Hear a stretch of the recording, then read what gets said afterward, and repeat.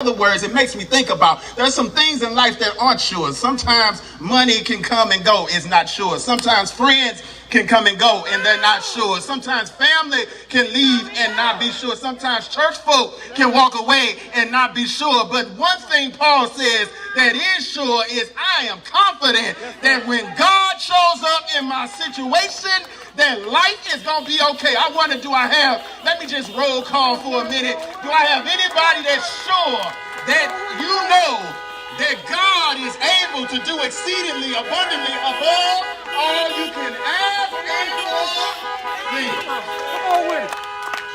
Yeah, I think some of y'all came to have church tonight. I think some of y'all came to lift your hands. I think some of y'all know what it's like to be sure about God. You might not be sure about your neighbor. You might not be sure about the car you drove here tonight. You might not be sure what's going to happen when you get back home. But you are sure that God is who he says he is.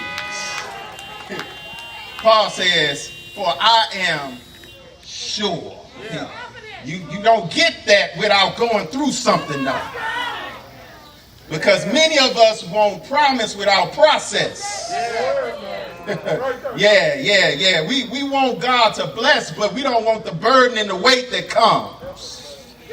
And Paul says, for this I am sure. Keep in mind when he says I am sure, he's handcuffed to somebody. He can't even walk without somebody walking with him. He can't have a conversation in private. He's in jail. He's locked up. He's got a cell number. He only has limited visitors. He's got people who put some on his books, and that's all he's able to have. And yet he says, for this I'm sure. Some of us, you fainted because the pandemic happened. Some of us fainted because you had to stay in the house for a little while. Some of us fainted because you had to go virtual. Some of us fainted because your job shut down. But I wonder if we get sure enough to believe God enough that God is able to provide, whether it's a pandemic or not, job or not, marriage or not, family or not.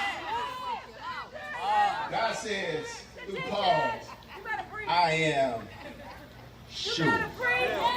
First church I got a chance to serve in, there was a lady who was seasoned in her life and was at the twilight years, and she was at a point where she knew God was calling her out of here.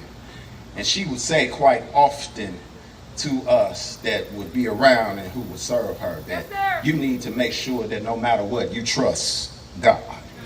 You need to be sure that whatever you do, that God is the head and the center of your life. Yes, and so day of her earthly life, she dropped this on us. She said, not only do you need to be sure of those things, but she said, you need to be sure that you know that when you leave here, where you're going. you need to be sure that you have made it right with the master. It don't matter whoever, make it right with the master. And when we asked her about it, I said, Sister Cummins, how can you be so sure as you look in the corridors of death? She said, I don't look in the corridors of death, I look into the corridors of life. Because she said, I am sure of where I'm going. Matter of fact, not only am I sure, I celebrate what I can't see, because in a moment I will see, because I'm confident that when Jesus died, he covered it and conquered it for me. And so I took that to mean that there's something about being sure about what God is able to do. God is saying it's affirmed. But not only is it affirmed, we see that there's expectation. He says, because I am sure this, that he who began a good work, not just any kind of work, but a good work. Yeah. Don't matter what your past resume was. When God showed up in your life, he called it a good work. Don't matter what your friends think about who you are and where you've been. He called it a good work. Don't matter how many incidents you've had and what he had to get you out of. It's a good work. Don't matter if it don't match what other folks say it should match and don't cover what they think should be. He called it a a good work. It says he who began this good work. Well, who began this good work? It was God himself. Well, when did God begin this good work? Because if the work is good and it's God doing the work, when did he start? Did he start when we accepted him, or did he start before we accepted him? And I believe that God is trying to say to us through Paul that God has been at work all the time. Who do you think hung the sun, moon, and stars and skies? Who do you think holds your life together? Who do you think makes sure that you get up, long clock? It's God. Who do you think puts food on your table, pays your bills, covers you when you ride down the street, takes care of you when you can't take care of yourself? He that has begun a good work in you shall perform it. He has begun. That word begun is a word that means that it is definitive and decisive, that God decided to uniquely design you and I for an intentional purpose for a predestined time. All I'm trying to say is that who you are and what you are ain't by happenstance. That God had you on his mind before you was in your mother's womb. That God knew that everything you was going to do, you was going to do it, how you was going to do it, and he still said, I'm going to sign you up for my team and call it good work. Can I share with you for a minute what blows my mind about God? It's the fact that God can look at a hunk of mess and turn it into a mission of ministry. What blows my mind is that God can look at somebody and say, yes, they trouble, and yes, they terrible, but I'm going to make them triumphant. What blows my mind is that God seemingly goes down in the dirt and pulls out diamonds and then puts them on display to shine, so that when other people say you shouldn't have it, Bishop, you get to say it was God who gave it to me.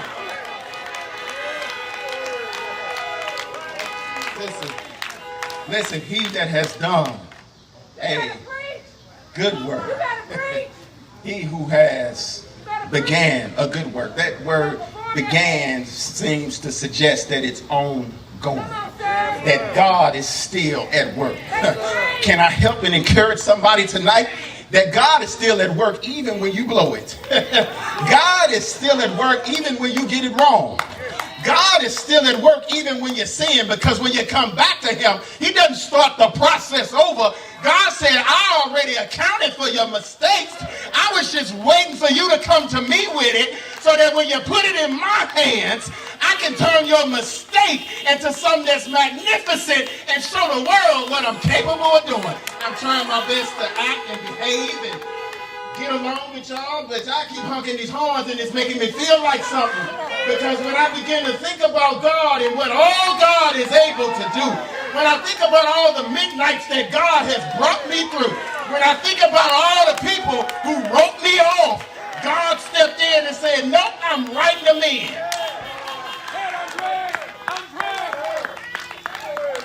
Honk your horn if you know God had some people count you wrong. They counted wrong. They counted you out when God counted you in. They wrote you off without knowing the rest of the story. They looked at your scars and thought they knew what God was up to, but they had no clue that God was still at work. And can I tell you something? God called it a good work. So we have this expectation. Yeah, give me 5 more minutes, maybe 6. We have this expectation that God will show up and do everything that he said he would do. When I think about this, it reminds me of a place where, once upon a time I did, believe it or not, have some hair, and was in need of a barber services.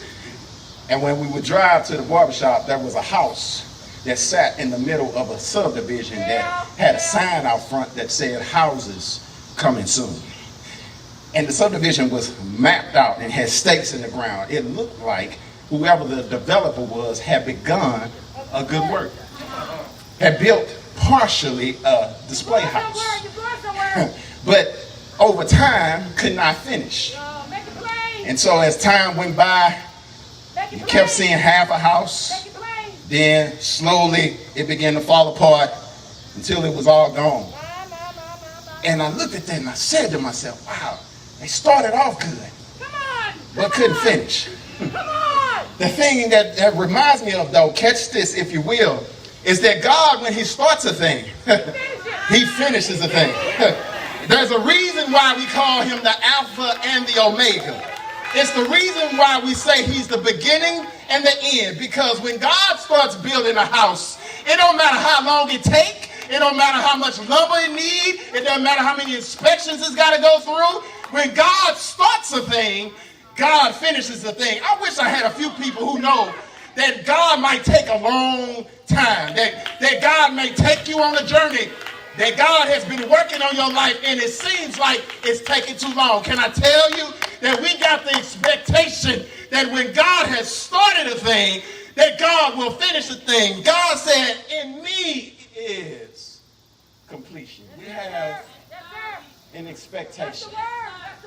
But the last thing I want to leave you with and get out of your way and get you home is we have confirmation. Because the verse says, he that has begun a good work shall perform it until the day of Christ Jesus. Until the day many have argued wrestles with the fact of speaking to the end times, the fact that God holds on to all of us till he presents us before himself. Isn't that amazing? That the one whom we often bruise, the one whom we often forget about, the one whom we often walk away from is the very one who's holding on to us. The one who we quit on, the one whom we say ain't moving fast enough, the one who we get mad at when we don't get our way is the very one saying, I'm going to hang with you. What I love about God is that when others throw in the towel and think that the story is over, God hangs in and walks with us until a thing is completed. God doesn't put us on a timetable and say, because you didn't reach it at a certain time, that you can't get it. God says, I'm going to walk with you till you get it. Oh, you'll catch that in a minute. God says, it might take you a few years for you to come out of that anger, but I'm going to walk with you till you come out of it.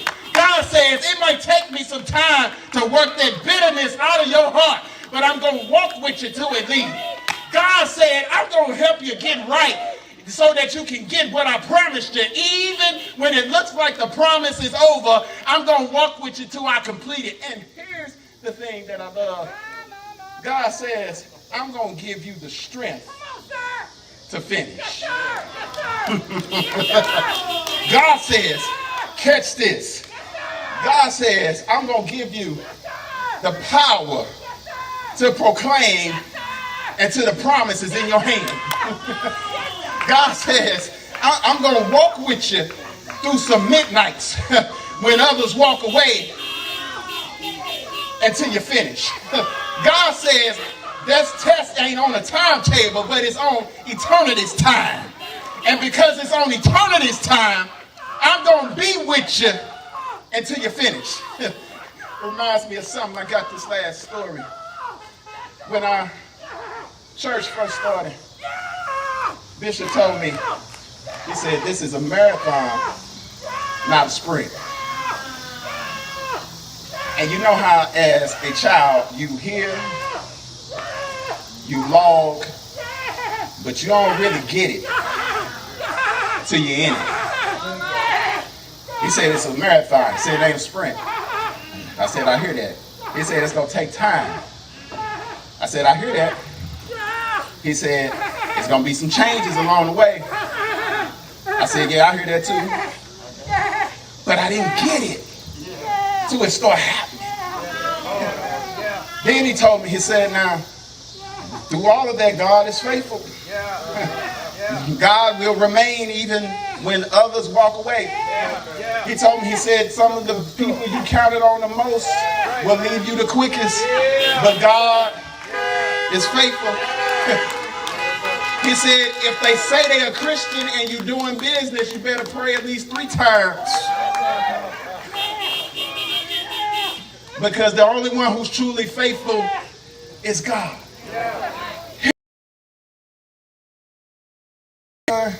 We leaving Bible study on a Wednesday night like this. Car rides up, slows down, lets down the window, and we on the north side. And so, you know, where I'm from, at nighttime, somebody rides slow and the window go down. we run. So I'm ready to run, dress shoes and all. Window goes down. Voice comes out. Are you Reverend Alexander? I look in. I say, yes, ma'am. She said, is this where your church is meeting? I said, yes, ma'am. She said, She got silent. Silence bothered me. Then she said, well, what are your intentions here? And I said, what do you mean? Now, I'm trying to be Christian-like, but really, Pastor was ready to move and Dre was ready to rise up. She says, what I mean is, we've got a lot of churches around here. And I just want to know what your intentions are with your church. I said, well, we believe God has called us to be here, to serve and reach people for Jesus. We ain't in competition with nobody. We're just here to do what God has called us to do. She said, I did my homework on you. And I said, really? She said, aren't you out of Friendly Temple? I said, yes, ma'am. She said, so, did Pastor Michael Jones send you down here to buy up everything too? And I said, my pastor sent me to do God's will. Now, if some get bought in the process,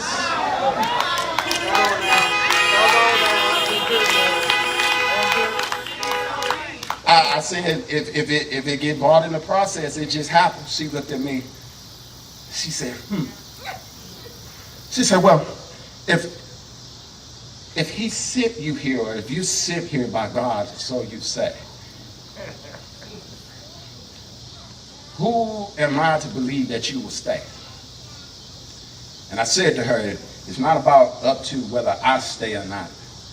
It's about God being at work. And God doesn't start something. She let her window up. She drove off. Never said her name. Here's the irony of the story. Let me wrap this and close. Trust me, I haven't lost my place. 2 years later, same person starts a summer camp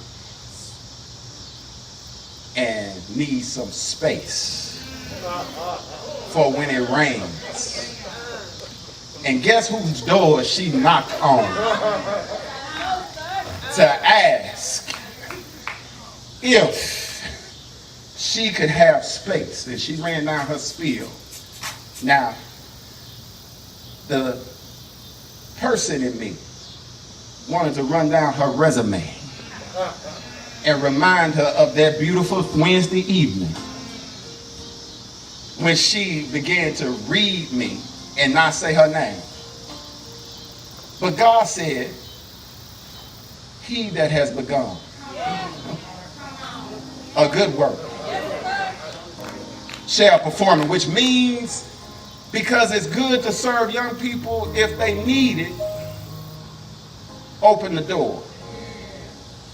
So we said to her, sure, you can come in. Matter of fact, not only if you need it can you service things here, but we'll supply some of the stuff you need if you ain't got it. Do you not know that because we didn't say it's our work, that it's God's good work, that not only God blessed that endeavor, but God blessed that message to go beyond her and reach way more people and do way more stuff. Here's the point I'm trying to make to you when I close this. The confirmation is this. When God starts the good work, you give thanks for whoever he includes in the good work. You don't get to pick who's in it. You just get to serve who he calls you to serve. They might not like you. They might can't stand you. They might talk about you. They might tweet on you, put you on Facebook, lie on you, but because he started the good work, you keep serving them because you showed that he is the one completed. What I love about Paul, Paul served everybody in the good work. Paul went to places where people stoned him and beat him, tried to kill him, but he still served them. Can I share something with you, friend? You don't get 27 years of ministry like Bishop and First Lady have without serving good work with different kind of people.